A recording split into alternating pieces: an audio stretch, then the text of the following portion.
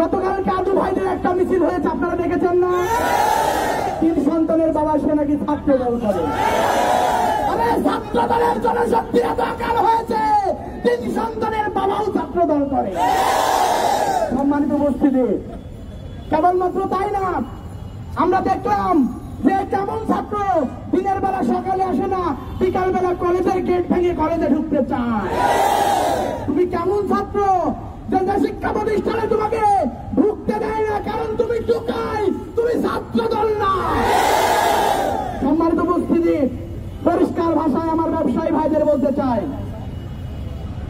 যেভাবে আওয়ামী লীগ স্বৈরাচার নির্যাতনের সময় আপনি যেখানে ব্যবসা করতেন তার টেবিলের নিচে একটা লাঠি থাকতো, ঠিক তেমনি ভাবে এই চাঁদাবাজকে প্রতিরোধ করার কৌশল ভুলে গেলে চলবে না।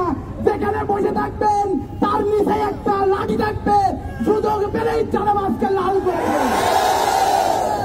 সম্মানিত ভাইরা, আমরা বলতে চাই, ছাত্র শিবিরকে টার্গেট নিয়ে আগানোর চেষ্টা করা হচ্ছে। এই চট্টগ্রামে ছাত্র শিবিরকে যদি টার্গেট নিয়ে আগানোর চেষ্টা করা হয়, আমরা পরিষ্কার ভাষায় বলতে চাই, এই বীর চট্টলা ইসলামী আন্দোলনের শিকড় অনেক গভীরে।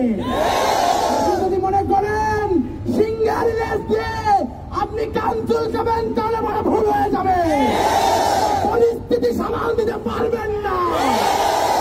উদারত আহ্বান রাখতে চাই, ছাত্র শিবিরের ভাইরা, আমাদেরকে এই সমাজে সচেতন ভূমিকা পালন করতে হবে। যেখানে নির্যাতিত মানুষ, যেখানে নিষ্পেষিত মানুষ, ইসলামী ছাত্র শিবির সেখানে দাঁড়িয়ে কাঁধে কাঁধ মিলিয়ে প্রতিরোধ গড়ে তুলতে হবে ইনশাআল্লাহ। সবাইকে উদারত আহ্বান রেখে প্রোগ্রামকে সফল করার জন্য সবাইকে অসংখ্য ধন্যবাদ জানাচ্ছি। আসসালামু আলাইকুম ওয়া রাহমাতুল্লাহ।